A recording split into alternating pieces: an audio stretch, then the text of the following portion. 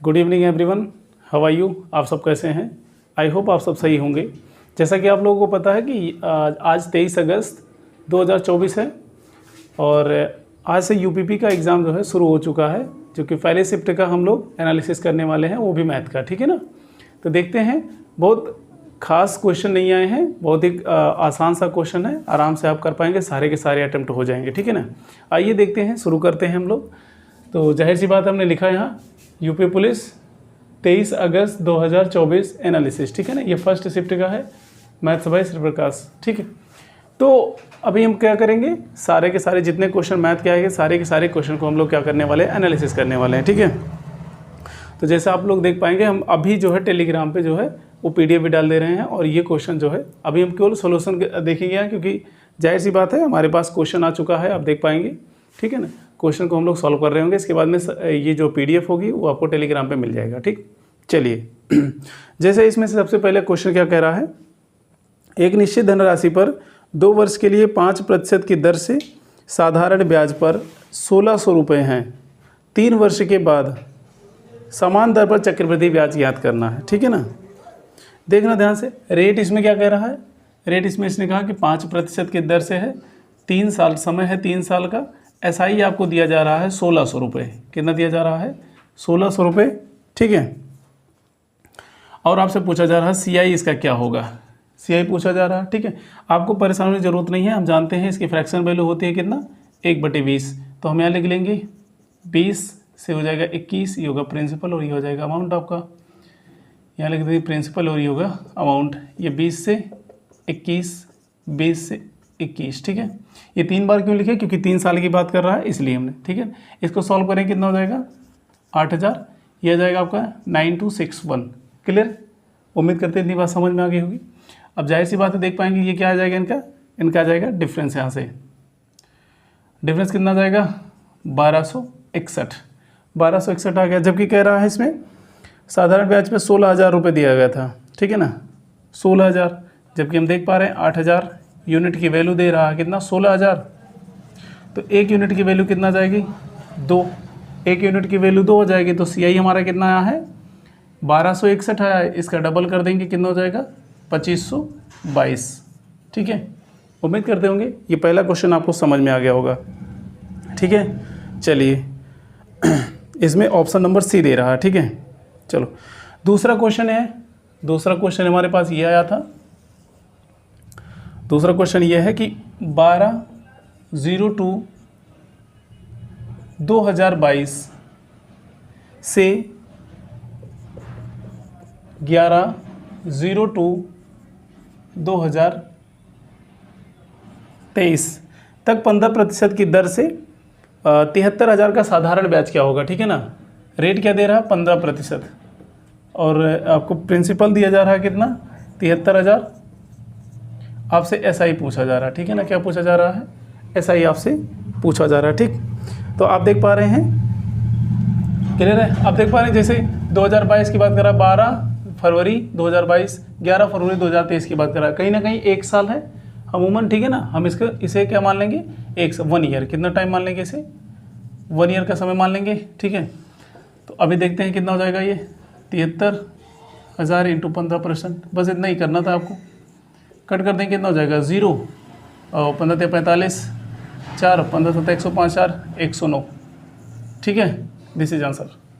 समझ में आ रहा कि नहीं आ रहा, उम्मीद करते समझ आ रहा होगा। ठीक है। चलिए अगला क्वेश्चन इसमें दे रहा है। ठीक है। आइए अगला देखते हैं हम लोग क्वेश्चन। ठीक है।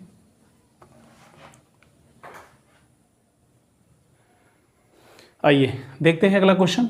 क्वेश्चन में ये कहा गया, ये क्वेश्चन में आपसे कह रहा है, एक दुकानदार एक वस्तु के अंकित मूल्य पर 10% की छूट देता है, लेकिन छूट वाले मूल्य पर 8% का बिक्री कर लगाता है। ठीक है। यदि ग्राहक बिक्री पर सहित मूल्य के रूप में 34,020 रुपये का भुगतान करता है तो अंकित मूल्य ज्ञात करें। वही कह रहा 10% डिस्काउंट दिया जा रहा, सेल्स टैक्स लगा दिया जा रहा 8%। तो कस्टमर ने पे कितना करा है, 34,020 रुपये। ठीक है। 34,020 रुपये पे करा, तो MRP पूछ रहा, उसका अंकित मूल्य पूछ रहा। तो ध्यान से देखेंगे, हम देख पाएंगे यहाँ, आप लिख दीजिए MP/SP 1:CP। ध्यान से देख रहे हैं। 10% की फ्रैक्शन वैल्यू क्या होती है? 1/10। हम मान लेंगे अगर 10 हमारा MP रहा होगा तो 1 का डिस्काउंट दे रहा है तो बेचेगा कितने में? 9 यूनिट में।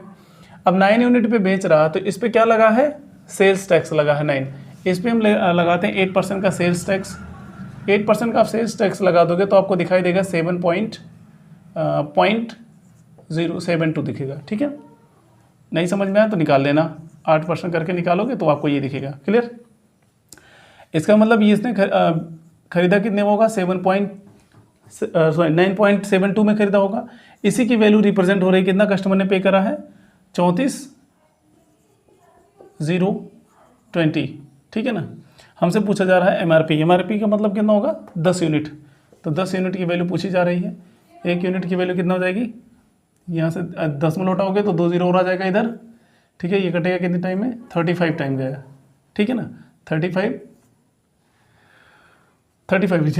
ओके, 3500 टाइम जाएगा। 10 का मल्टीप्लाई कर देंगे इंटू 3500 में करेंगे, कितना हो जाएगा? 35,000 रुपये आएगा। कितना जाएगा? 35,000 आ जाएगा इसका आंसर।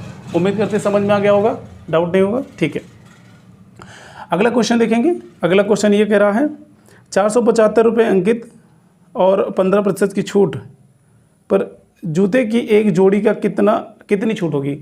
एक्चुअली क्वेश्चन में कह रहा है 475 रुपये। क्वेश्चन नंबर ये क्या था? 3 था, चौथा था यार। अच्छा, तीसरा था। ठीक, तीसरा था, ये चौथा। कह रहा एक जूते का जो है अंकित मूल्य है 475 रुपये है अंकित मूल्य। तो उसमें क्या करा? 15% छूट पहुँच जा। छूट देने के बाद पूछ रहा कितना उसको डिस्काउंट दिया गया, छूट दिया गया, बस 15% आपको निकाल देना था। ठीक है, मल्टीप्लाई कर देंगे, कितना जाएगा? 475 15 71 25। ठीक है ना, 2 10 लगा दीजिए। ठीक, इतना जाएगा आपका आंसर। चलिए, अगला क्वेश्चन आ गया हमारे पास है 5वां। ये कह रहा है x + 1/x की वैल्यू कितना दे रहा है? इसका औसत बता रहा है m। जाहिर सी बात है, अगर औसत m है तो इसका प्रोडक्ट कितना, सम कितना हो जाएगा? 2m हो जाएगा। ठीक है ना, 2m हो जाएगा। हमसे पूछा जा रहा है x² + 1/x² का औसत क्या होगा? क्या पूछा जा रहा है?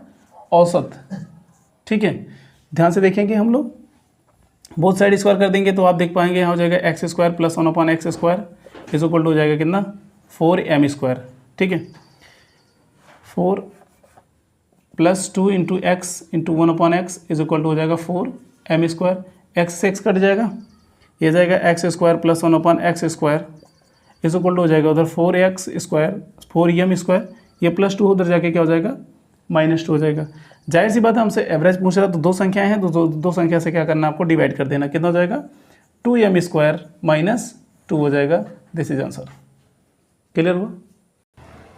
तो जैसा देख पा रहे हैं आप लोग, आंसर समझ में आ गया होगा। ठीक है, ये देखना जरा, ये 72 नहीं होगा, 71 आएगा। 71.25। क्लियर? ठीक है, ठीक है। आइए अगले क्वेश्चन की तरफ हम लोग बढ़ते हैं। क्वेश्चन ये है, क्वेश्चन नंबर 6 है। ठीक है, क्वेश्चन नंबर 6 हमारे पास आ गया है। ये कह रहा है 9 संख्याओं का क्या है? क्वेश्चन ये कह रहा है यदि क्रमागत 9 सम संख्याओं का औसत 132 है तो पहली और अंतिम संख्या का अंतर ज्ञात करें। वैसे तो ये क्वेश्चन इतना आसान था। अगर आपको तरीका पता हो तो ठीक है। 9 संख्याएं हैं, उसमें से 1 कम कर दीजिए, 8 आ जाएगा। 8 का डबल कर दीजिए, 16। ये आंसर हो जाएगा। जिसे समझ में आया तो ठीक है, जो नहीं समझ पाए वो देखे कैसे करें हम।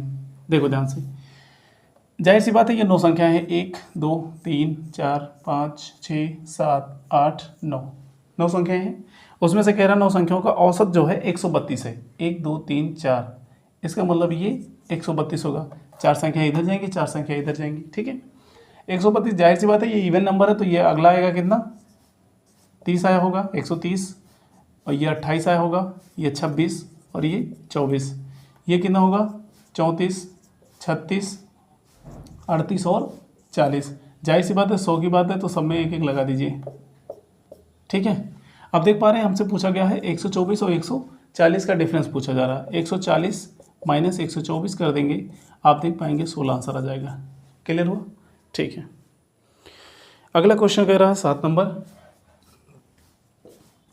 क्वेश्चन नंबर 7 कह रहा है चावल के प्रति किलोग्राम मूल्य में 25% की वृद्धि के परिणाम स्वरूप एक व्यक्ति 1200 रुपये में 6 किलोग्राम चावल कम खरीद पाता है, तो चावल का प्रति किलोग्राम आरंभिक मूल्य क्या था। ठीक है ना, देखो ध्यान से, ये कह रहा है अगर 25% की वृद्धि हो रही है, कितने की वृद्धि हो रही है, 25% की वृद्धि हो रही है, तो वो 1200 रुपये में 6 किलोग्राम, कितना, 6 किलोग्राम चावल कम खरीद पा रहा है। ठीक है, तो कुछ नहीं करना, सीधा सीधा 1200 का 25% आपको निकालना है। 25% की फ्रैक्शन वैल्यू कितना होती है, 1/4, आप कट करेंगे कितना हो जाएगा, 300। इसका मतलब ये 300 जो आया है वो 6 किलोग्राम की ही वैल्यू दे रहा है। इसका मतलब ये 300 जो आ गया, 6 किलोग्राम की बात करें, डिवाइड करेंगे तो पर किलो निकल जाएगा 50 रुपये पर केजी। ठीक है ना, ये न्यू वैल्यू आ गई है 50 रुपये पर केजी। ठीक, ये बढ़ने के बाद जब 25% बढ़ा दिया जाता है तब की वैल्यू आ गई 50 रुपये पर केजी। लेकिन हमसे मतलब न्यू तो पूछा नहीं, ओल्ड वाला पूछा था, पुराना वैल्यू पूछा था। देख पाएंगे 25% है, ये 25% की वैल्यू है। अगर आप सीधा सीधा लगाना चाहते हो, देखो ये 50 रुपये है, जाहिर सी बात है ये अपने आप में 100% की वैल्यू होगी, 100% की होनी चाहिए थी, लेकिन ये क्या 25% बढ़ा है। इसका मतलब ये जो है 125% की वैल्यू हमें चाहिए 100%। 25 पंचे 125, 25 चौका 100, 5 दाम 50, 4 दाम 40 रुपीज़ पर केजी। ठीक है, 40 रुपये पर केजी आपका आंसर ये हो जाएगा। क्लियर हुआ, उम्मीद करते हैं समझ में आ रहा होगा। ठीक है,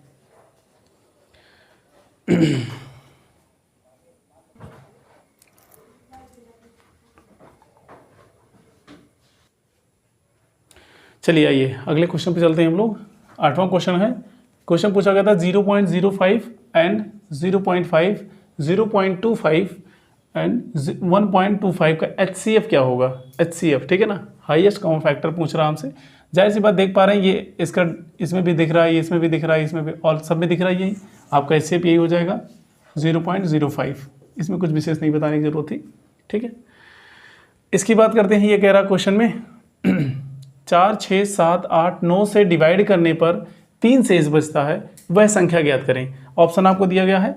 ऐसे क्वेश्चन को आपको सॉल्व नहीं करना होता, बाई ऑप्शन कर देते हैं। ठीक है ना, देखो ध्यान से, सब में 3 बच रहा शेष, इसका मतलब अगर 3 हम हटा दें तो वो पूरी की पूरी संख्या डिवाइड होनी चाहिए। ठीक है ना, तो इसमें से आसान डिविजिबिलिटी रूल हमें 9 दिख रहा है, जो कि हम जानते हैं डिजिटल सम लगा देते हैं। अगर सम इसका 9 हो जाए या 9 का मल्टीपल कोई आ जाए, ठीक है, तो वो क्या हो जाती है, वो संख्या पूर्णतः 9 से डिवाइड हो जाएगी। तो 3 से पहले इसको घटाते हैं, देखो 3 घटाओ कितना आ जाएगा, 507 आ जाएगा। अब इनका सम करना, 7 5 12, 3 आ रहा है यूनिट डिजिट, ये नहीं हो सकता डिवाइड। ठीक है, इसको देखते हैं, इसमें से आप 3 कम कर देंगे कितना हो जाएगा, 504 आ जाएगा। इनका सम करेंगे, 9 आ रहा है, इसका मतलब ये संख्या डिवाइड हो जाएगी। आगे भी देख लेते हैं, इसमें से 3 कम करेंगे कितना हो जाएगा, 501।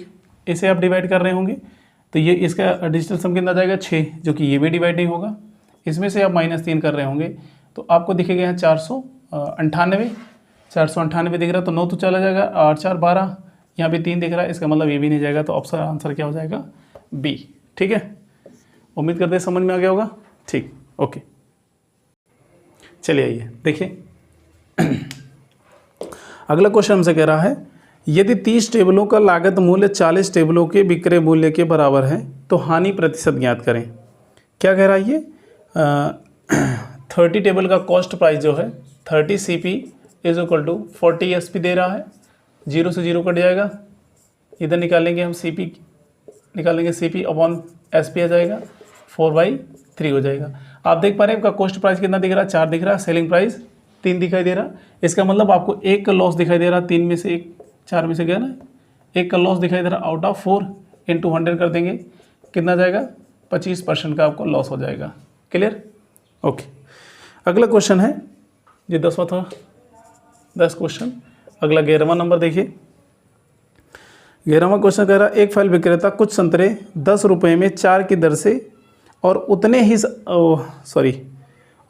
ही अधिक संतरे 10 रुपये में 5 की दर से खरीदता है। ध्यान से देखना, पहले 10 रुपये में 4 की दर से खरीद रहा है, फिर 10 की दर में 10 रुपये में 5 की दर से खरीद रहा। तो इसको सॉल्व कर लेते हैं। पहले कितना जाएगा, 20 LCM आ जाएगा, ये हो जाएगा 50 + 40 इज इक्वल टू 90 अपॉन 20, ये हो जाएगा 9/2 आ जाएगा। ये इसका कॉस्ट प्राइस है। ठीक है, इसके बाद में क्वेश्चन ने कहा कि अब पूरे अब वो आप पूरे को 20 रुपये में 9 की दर से बेचता है तो उसके लाभ या हानि प्रतिशत ज्ञात करें। ध्यान से देखना, 20/9 की दर से बेच रहा है, इसका मतलब 20/9 अगर ये गया होगा तो 2 था ना, ये 10 करके नहीं आता 2 बार में, ये हो जाएगा 40/9 आ जाएगा। इसका मतलब ये इसके बराबर आ जाएगा, इसके 9/2 इज इक्वल टू हो जाएगा 40/9। ठीक, क्रॉस मल्टीप्लाई कर दीजिए, कितना हो जाएगा 81 इज इक्वल टू 40। ठीक है, सॉरी 80 दिखाई दे रहा। इसका मतलब आप देख पा रहे 80 था, 80 से कितना हो गया, सॉरी 81 से कितना हो गया, 80 हो गया, एक कम हो गया आउट ऑफ 81। ठीक है ना, इतना परसेंट क्या, एक का लॉस दिख रहा है ना आपको, 100% निकाल लेंगे, ये आ जाएगा कितना, एक सही 19/81% आ जाएगा। क्लियर हुआ, ये लॉस हो रहा है आपको। क्लियर, उम्मीद करते हैं समझ रहे होंगे। चलिए आइए अगले क्वेश्चन की तरफ हम लोग चलते हैं। क्वेश्चन ये कह रहा है 2 प्रकार के चावल की दर 11 रुपये प्रति किलोग्राम और 21 रुपये प्रति किलोग्राम है। 17 रुपये प्रति किलोग्राम की दर से एक मिश्रण प्राप्त करने के लिए 2 प्रकार के चावल का अनुपात ज्ञात करना है। तो एलिगेशन का इस्तेमाल कर सकते हैं। पहला 11 रुपये प्रति किलो रहा, दूसरा 21 रुपये प्रति किलो, इन दोनों को मिक्स करके बेच रहा है 17 रुपये प्रति किलो। एलिगेशन लगा दीजिए, आप देख पाएंगे आ जाएगा 4, इधर से आ जाएगा कितना 6, कट करेंगे कितना आ जाएगा 2:3। This is answer. क्लियर हो, ये 12वां क्वेश्चन था आपका। 13वां क्वेश्चन देखेंगे। 13वां क्वेश्चन कह रहा है 12.5% की दर से धनराशि कितने समय में दोगुनी हो जाएगी। जब भी दोगुनी की बात करें ना, 2 गुनी 3 गुनी कितने भी गुनी की बात करें, तो आप ध्यान से समझना, जो भी परसेंट दिया जा रहा है 12.5% की बात कर रहा है। ऑप्शन में आपको दिया गया था कितना, एक तो 10 साल दे रहा, दूसरा 12 साल, तीसरा 8 साल और 20 साल। ठीक है ना, ऑप्शन ए है, बी है, सी और डी। आपको कुछ नहीं करना होता, जब भी ये कहेगा कि मतलब इसे 2 गुना करना, कितना गुना करना है, 2 गुना करना है। 2 गुने में 1 गुना, एक वैल्यू तो ऐसी होगी जो उसका प्रिंसिपल होगा, और एसआई जो बनेगा वो 1 गुना बन जाना चाहिए, जो कि 2 गुना हो जाना चाहिए।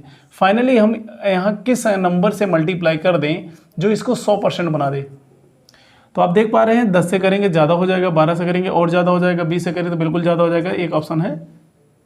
ठीक है ना, आप 8 से मल्टीप्लाई कर देंगे तो कितना दिखाई देगा आपको, 100% दिखाई देगा। इसका मतलब वो कितने समय के लिए लगा रहा होगा, 8 साल में वो वैल्यू 2 गुना हो जाएगी, डबल हो जाएगी। ठीक है, अगला क्वेश्चन कह रहा है 14 नंबर क्वेश्चन है। क्वेश्चन कह रहा है भारतीय रेलवे ने निश्चित काम को 150 दिनों में पूरा करने के लिए 200 श्रमिकों को नियुक्त किया।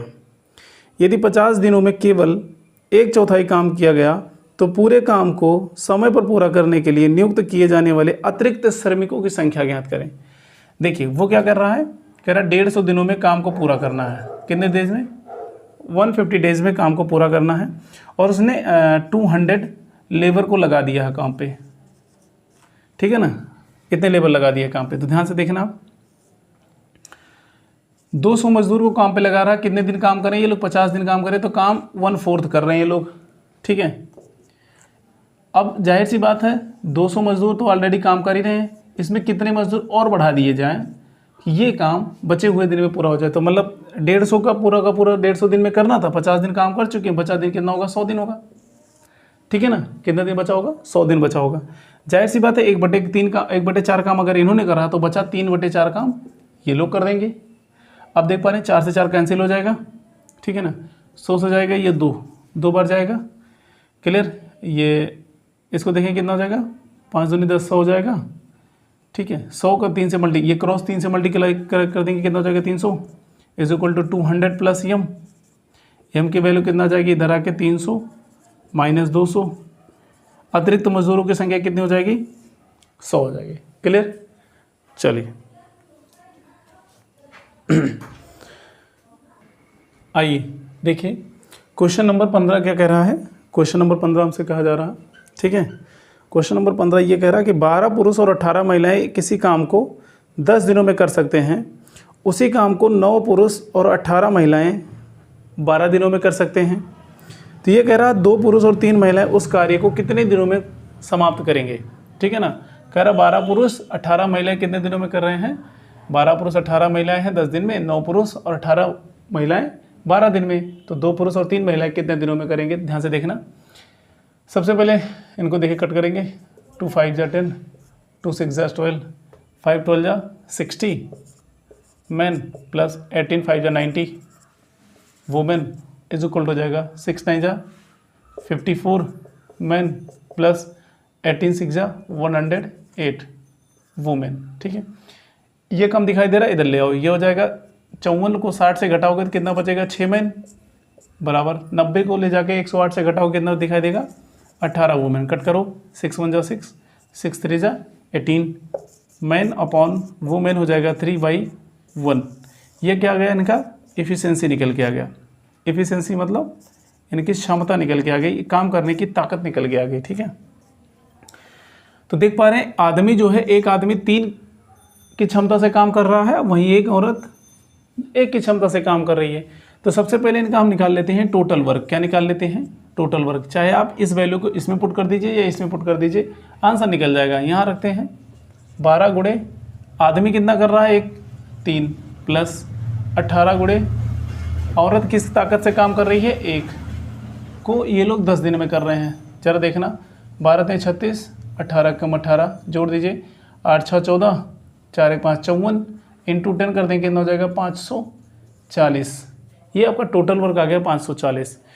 जाहिर सी बात है काम इतना ही करना है, तो 2 आदमी 3 महिलाएं कैसे करेंगे, ध्यान से देखना। 2 आदमी, एक आदमी की एफिशिएंसी है कितना, 3 है, प्लस 3 महिलाएं, एक महिला की एफिशिएंसी है कितना, 1।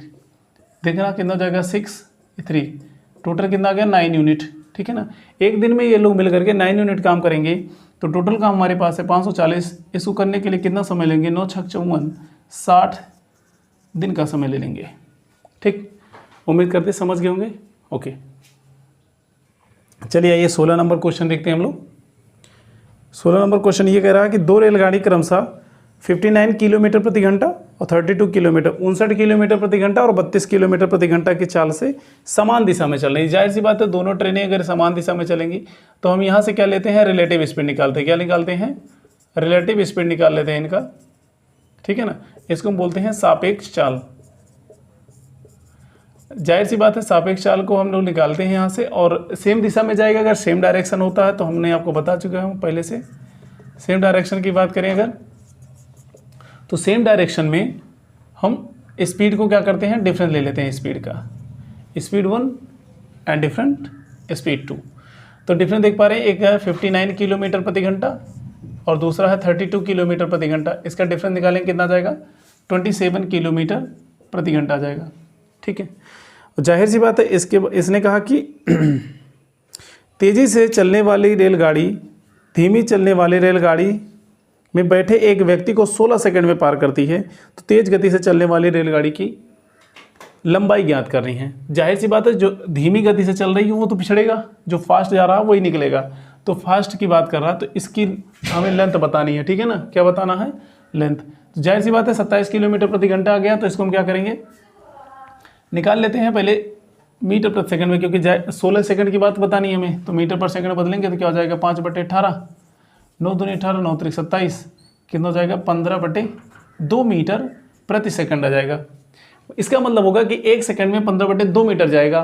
तो कितना जाना, उसको 16 सेकंड में पार कर रही थी ट्रेन को, इंटू 16 कर देंगे, कट जाएगा, कितना जाएगा, 8 15 120 मीटर है ट्रेन की लेंथ। क्लियर, 120 मीटर ट्रेन की लेंथ है। अगला क्वेश्चन देखिए, अगला क्वेश्चन 17 नंबर है, ट्रेन से ही संबंधित है। 17 नंबर क्वेश्चन है। क्वेश्चन ये है, कह रहा 67 मीटर लंबी ट्रेन 10 सेकंड में 33 मीटर लंबी सुरंग को पार करती है। हमने आपको ये बात पहले बता चुकी है। ये अगर प्लेटफॉर्म है और यहाँ से कोई ट्रेन एंट्री कर रही है, ट्रेन यहाँ से एंट्री करी, तो ट्रेन का भी लेंथ लेंगे और प्लेटफॉर्म का भी लेंथ लेंगे, दोनों काउंट किया जाएगा। तो डिस्टेंस इसकी क्या हो जाएगी, ट्रेन का लेंथ प्लस प्लेटफॉर्म का लेंथ। ठीक, तो कितना हो जाएगा, 67 मीटर तो है ट्रेन की लेंथ और 33 मीटर है प्लेटफॉर्म की लेंथ। सॉरी, सुरंग है, प्लेटफॉर्म नहीं है, सुरंग है। ठीक है, तो अभी जोड़ देंगे, कितना हो जाएगा, 100 मीटर हो जाएगा। अब इसको वो 10 सेकंड में पार कर रहा है, तो हम पता कर लेंगे 1 सेकंड में कितनी दूरी जाएगी। 10 सेकंड में अगर 100 मीटर जा रहा है तो 1 सेकंड में जाएगा 10 मीटर प्रति सेकंड, 1 सेकंड में 10 मीटर प्रति सेकंड जा रहा। आगे कह रहा ट्रेन 65 मीटर लंबे प्लेटफॉर्म पर खड़े एक व्यक्ति को पार करने में लगने वाला समय ज्ञात करना। हाँ, यहाँ थोड़ी कन्फ्यूज़न हो सकती थी क्योंकि यहाँ ये कह रहा 65 मीटर लंबे प्लेटफॉर्म, लेकिन जबकि ये प्लेटफॉर्म को क्रॉस नहीं कर रहा है, ये क्रॉस कर रहा है केवल मैन को जो कि प्लेटफॉर्म पर खड़ा है। जाहिर सी बात है, मैन हो या सिग्नल हो, पॉइंट हो, कुछ भी, उसको उसका हम लेंथ कंसीडर नहीं करते हैं। तो ध्यान रखना, ये अपनी ही ट्रेन का लेंथ ले जाएगा कितना, ये जो है 67 मीटर ही ले जाएगा और 10 मीटर प्रति सेकंड की गति से चलने लगा है तो कितना समय लेगा, 6.7 सेकंड में क्रॉस कर जाएगा उस आदमी को। क्लियर हुआ? ठीक है, अगला क्वेश्चन आइए हम लोग 18 नंबर क्वेश्चन की तरफ बढ़ते हैं। अब देखते हैं 18 नंबर क्वेश्चन। 18 नंबर क्या कह रहा है? ये कह रहा निखिल और रितु की आय का अनुपात 2:1 है। इनके इनकम का जो रेशियो दे रहा है, इनकम का रेशियो दिया जा रहा है 2:1, ठीक है ना। ये निखिल है और ये रितु है, ठीक है ना। निखिल और रितु की बात कर रहा और कह रहा 5:3 के अनुपात में ये खर्च करते हैं। तो इनका एक्सपेंडिचर कितना हो जाएगा? एक्सपेंडिचर इनका हो जाएगा 5:3 और इनका सेविंग बता रहा है, खर्च करते हैं 4:1 के अनुपात में बचाते हैं। तो इनका सेविंग कितना हो जाएगा? 4:1, जबकि सेविंग एक्चुअल में इनका दिया गया टोटल यूनिट में कितना जाएगा? 5 यूनिट। 5 यूनिट की वैल्यू बता रहा 10,000, ठीक है ना। 5 यूनिट की वैल्यू 10,000है तो 1 यूनिट की वैल्यू कितना हो जाएगी? 2,000। 1 यूनिट की वैल्यू आ जाएगी 2,000। अब 1 यूनिट की वैल्यू अगर 2,000 हो गई तो 4 यूनिट की वैल्यू कितना हो जाएगी? 8,000 और 1 यूनिट की वैल्यू आ जाएगी 2,000। क्लियर? ये बचा रहे हैं। अब आपको पता होना चाहिए ये बात, इनकम बराबर होता क्या है? इनकम बराबर होता है एक्सपेंडिचर प्लस सेविंग, ठीक है। इनकम इज इक्वल टू हो जाएगा एक्सपेंडिचर प्लस सेविंग। यहाँ सेविंग रुपए में दिया था, इधर अगर हमें एक्सपेंडिचर निकालना है तो हम इसको इधर ले आए, हो जाएगा इनकम इज इक्वल टू हो जाएगा saving, income minus saving is equal to expenditure, ठीक है। तो आप ऐसा कर सकते हैं, जबकि यहाँ देख पा रहे हैं रेशियो में बात कर रहा, तो हम इसको ऐसा लिख सकते हैं, हमने मान लिया 2x रुपये होगा, ये x रुपये होगा, 2x/x था। सेविंग कितना बचा रहे हैं? पहले ये बचा रहा 8,000 रुपये और ये बचा रहा है 2,000 रुपये, माइनस कर दीजिए तो ये पता चल जाएगा किसके बराबर हो जाएगा? एक्सपेंडिचर के बराबर आ जाएगा। एक्सपेंडिचर का रेशियो है 5/3 हो जाएगा, क्रॉस मल्टीप्लाई कर देंगे कितना हो जाएगा? 6x minus 8 3 24,000 is equal to हो जाएगा 5x माइनस 10,000। क्लियर हुआ? अब देख पा रहे 5x को इधर ले आएंगे तो यहाँ से घट जाएगा, 6x में से 5x घटेगा तो x बचेगा, इसको उधर ले जाएंगे तो 24,000 में 10,000 माइनस कर देंगे कितना हो जाएगा? 14,000। कितना जाएगा? 14,000। x की वैल्यू आ गई 14,000, तो हमसे पूछा गया था इनका इनकम, दोनों का आ जाएगा, ये 14 दूनी 28,000, ये हो जाएगा, ये हो जाएगा 14,000, ठीक है। यही दोनों आपके आंसर हो गए। क्लियर? उम्मीद करते समझ गए होंगे, ठीक है। चलिए आइए अगला सवाल हम लोग देखते हैं, क्वेश्चन नंबर 19। क्वेश्चन नंबर 19 ये कह रहा है एक परीक्षा में एक छात्र जो अधिकतम अंक का 20% प्राप्त करता है और वह 5 अंकों से अनुत्तीर्ण हो जाता है, जबकि एक अन्य छात्र 30% अंक स्कोर करता है और वह उत्तीर्ण अंकों से 20 अंक अधिक प्राप्त करता है। तो उत्तीर्ण होने के लिए आवश्यक प्रतिशत ज्ञात करें। ध्यान से देखना, एक लड़का है जो कि 20% पाता है और वो 5% से 5 नंबर से फेल हो जाता है। तो आप जरा ये सोच के बताइए, अगर वो 20% नंबर पा रहा है, उसको अगर 5 नंबर अपनी तरफ से दे दें तो पास हो जाएगा? आपने कहा बिल्कुल पास हो जाएगा, वो तो हमने 5 नंबर इसको दे दिया। दूसरा लड़का जो था 30% पाता है और वो 20 नंबर पासिंग मार्क्स से ज़्यादा पा जाता है। जाहिर सी बात है उसके नंबर से हम 20 नंबर निकाल लेते तो हम करेक्ट बता देंगे कि कितना परसेंट उसको पासिंग मार्क की जरूरत होगी। तो यहाँ से 20 घटा दीजिए, 20 इधर ले आएंगे कितना हो जाएगा? ये 25 और ये 30 उधर भेज देंगे तो कितना हो जाएगा? 10%। यानी 10% की वैल्यू कितना है? 25 नंबर है। तो जाहिर सी बात है हमें बताना क्या है? पासिंग मार्क कितना है, पासिंग परसेंटेज बताना है, ठीक है ना। पासिंग परसेंटेज बताना है तो कुछ नहीं करते, देखो ध्यान से। आप देख पा रहे हैं 1% की वैल्यू कितना आ जाएगी 2.5 नंबर, 1% की वैल्यू 2.5 नंबर है। आप चाहे यहाँ से निकाल लो चाहे यहाँ से, तो हम यहाँ से कर रहे हैं, ध्यान से देखना। 20% तो आपके पास ऑलरेडी है ही है, 20% ये तो मिलेगा मिलेगा। 1% की वैल्यू है 2.5 नंबर, तो 2% की वैल्यू कितना हो जाएगी 5 नंबर हो जाएगा। इसका मतलब इस 5 नंबर की वैल्यू कितना आ गई 2%, जोड़ दें कितना जाएगा 22% आंसर इसका हो जाएगा। ऑप्शन नंबर डी आएगा इसका, ठीक है। उम्मीद करते हैं इतनी बात समझ में आ गई होगी आपको। चलिए आइए, एक डीआई का क्वेश्चन था, ठीक है, डीआई का क्वेश्चन है। फिलहाल अभी हम डाल देते हैं, ये टेलीग्राम पे डाल दे रहे हैं, आप वहाँ से निकाल करके इसको सॉल्व कर लीजिएगा। डीआई का हम डेटा पढ़ के सॉल्व कर दे रहे हैं, आप ध्यान से समझ लीजिएगा इसको, ठीक है। इसमें कहा गया है एक आउटसोर्स एजेंसी द्वारा टोल संग्रह के माध्यम से 4,910 करोड़ के साथ परियोजना का समर्थन करने के लिए अधिकतम 20% कमीशन का प्रावधान करते हुए आउटसोर्स एजेंसी को कुल कितनी राशि एकत्र करने की अनुमति दी जानी चाहिए। तो टोल का जो दिख रहा है, देख रहे होंगे आप, आपको दिखाई दे रहा होगा, टोल का आप देख पा रहे हैं कितना दिखाई दे रहा है 4,910। तो टोल का हम ले लेते हैं, ये 20वां क्वेश्चन था, डीआई है। टोल का कितना है 4,910 है। इस पे क्या कह रहा है अधिकतम 20% का, अधिकतम 20% क्या लगा रहा है इसमें, ठीक है, कमीशन लगा रहा है। तो 20% की फ्रैक्शन वैल्यू क्या होती है 1/5, 1/5 निकाल लीजिए, ठीक, निकाल लेते कितना हो जाएगा 5 × 5 = 45, 5 × 9 = 45, कितना गया 4 5 8 जा 5 8 जा 40, 5 2 जा कट जाएगा जी, ठीक है।